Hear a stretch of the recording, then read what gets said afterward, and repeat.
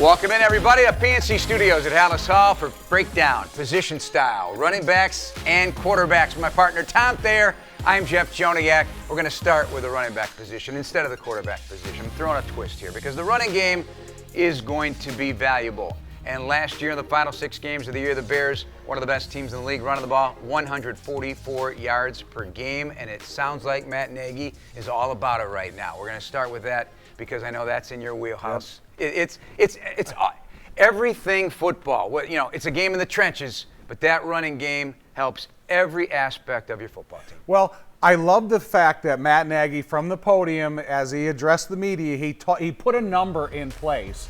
What does he want to get for David Montgomery? So, Jeff, every single sheet, every single week, I'm going to have a check mark. Okay, David 1, David 2, David 3. And he said he'd like to get him up to 20 carries a game.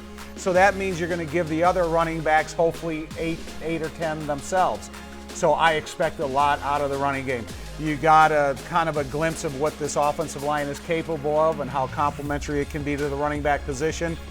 But, man, this is about David Montgomery. This dude can do it all. He's a first, second, third down back. He gets better the more you give him the ball. And that physical toll that they can take on their opponent will win them games in the fourth quarter. Ready? A steady downhill runner. That's the best way I can describe David Montgomery. He does have breakaway speed to him.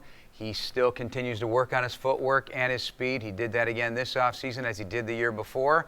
And I just like his mentality. You got to have a runner with that kind of mentality, a guy who wants to be great. And it's not lip service with this guy. This is who he is. He wants to be more than just a football player, too. He wants to be a leader of men.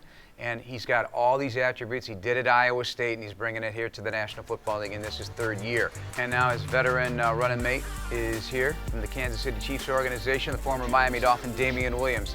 The last 2 years in the similar system with the KC system and the Bears system, 5.1 a carry and 4.6 yards a carry. Opt-out year last year. He's got fresh tread on the tires, big back at 5'11", 2 whatever, and I just love the idea of these two guys. I mentioned this too the other day. A lot of teams want to have a thunder and lightning backfield. I think it's thunder in this case with these two guys. I like double thunder because I think it can be more abusive against your opponent.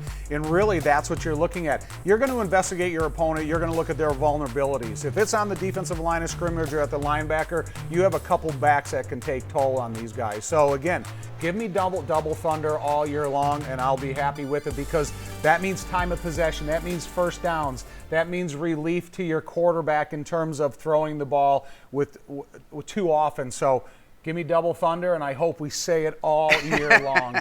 And coming off his best game ever, Super Bowl. He was dominant in the Super Bowl with the Kansas City Chiefs 2 years ago. First player in NFL history to rush for at least 100 yards and have both a rushing and receiving touchdown in a Super Bowl. Now let's go to Tariq Cohen. Right now, he is on the PUP list, coming off an ACL tear a year ago. Heartbreaking right after he signed a long-term extension to be a Bear. Outstanding punt returner, obviously, and a do-everything back that also is a big part of the passing game where he can line up all over the field. When he does return, now you got the lightning. Yeah, he is the Swiss Army knife because he can line up on the line of scrimmage. He can line up in the backfield. He is one of the most dominant punt returners in the NFL. So his requirements are not going to lessen. It's just a matter of getting him healthy, get over the knee rehabilitation, and then creativity is going to be on the side of the coaches on how multidimensional they use Tariq. All right, then you got a stable of backs that, any number of these guys can make this roster as long as they can play special teams. You got a kick return possibility in Khalil Herbert out of Virginia Tech. He's just about 5'9", but he can run. He's got speed, and he's thick. I love the lower half of his body right now. It's steel belted. I mean, the kind of back that is also going to leave an impression. Sharp cuts. You go put in his college tape, and, man, he makes one move, and he is gone. He sheds tacklers. Really like this player. Right. He's shown early when he got to the Bears and going through some of the early camps, he has the innate ability to see the hole quickly and predetermine how it's going to open up in front of him. And that's one of the qualities that you don't want to have to teach you back. You want to make sure he has it when he gets here. You look at his body development that you mentioned, man, from the waist down, this dude's all thunder.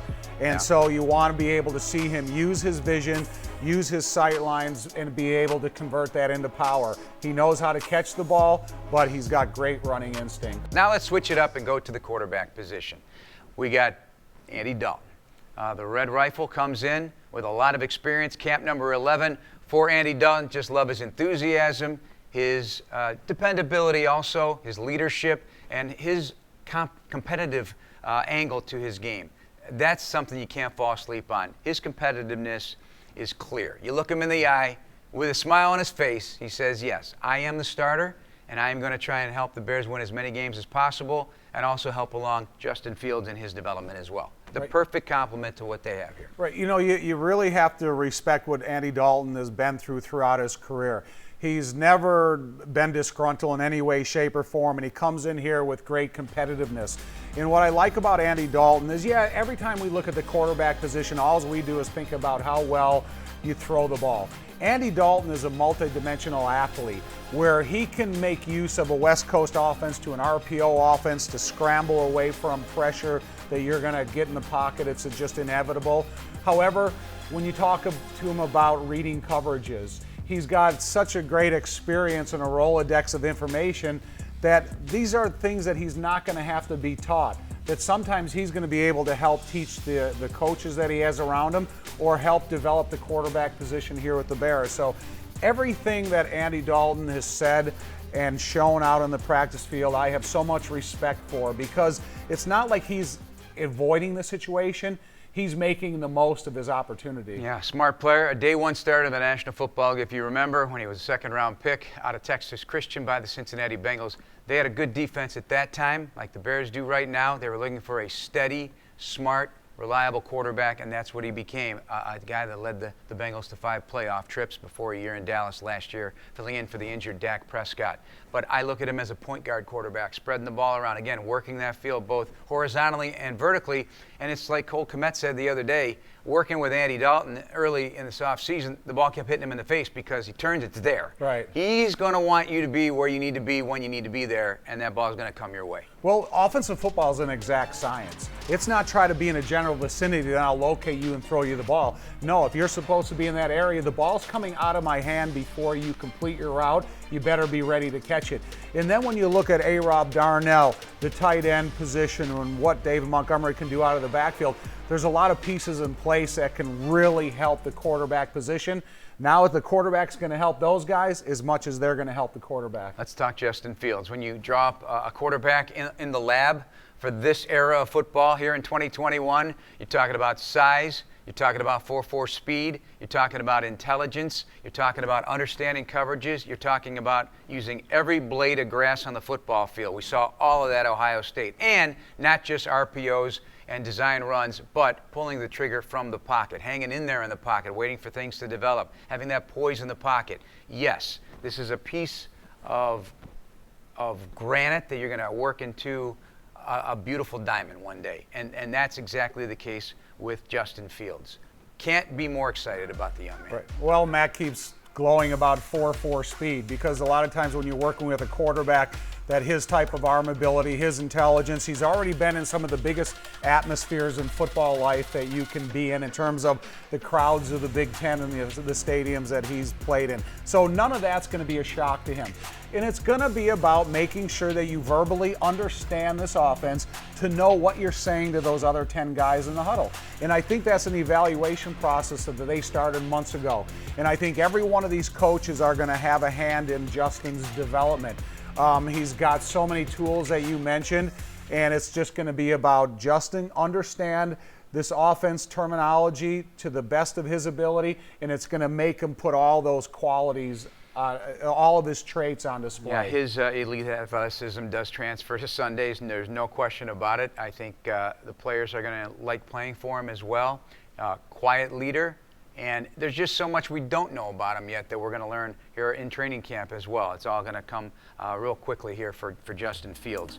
And then also on the depth chart, another reliable veteran in Nick Foles. You know, he's not going to get a ton of snaps here in the preseason in terms of practice because they're trying to get Justin Fields as many reps as possible. But we all know what he can do. He has that experience of championship caliber quarterback play and another extra voice in a very impressive 3-quarterback room with all the different coaches involved too, with Bill Lazor and John DeFilippo. Right. You know, one thing about Nick, I think you're going to still be able to tap into his brain mentally. He's going to be able to help both Andy Dalton and Justin Fields. Because here's a guy, 6'5", 255 pounds. He's going to get plenty of reps throughout the course of this 5 weeks. So it's not like he's not going to have any opportunity to improve his skills. Because with the uncertainty of a sport like football, you always got to be ready. You never know when your opportunity is going to come. So I think having a positive atmosphere inside that quarterback room is going to benefit everybody. Whether you're an experienced guy like Nick Foles, a guy still breeding his experience in Andy Dalton, or a guy that hasn't even scratched the surface yet in Justin. All three different qualities for all these quarterbacks. A lot to work with for head coach Matt Nagy as he takes over the play calling again here in 2021. That's going to do it for this version of our position breakdown. For Tom Thayer, I'm Jeff Joniak. Thanks for watching, everybody.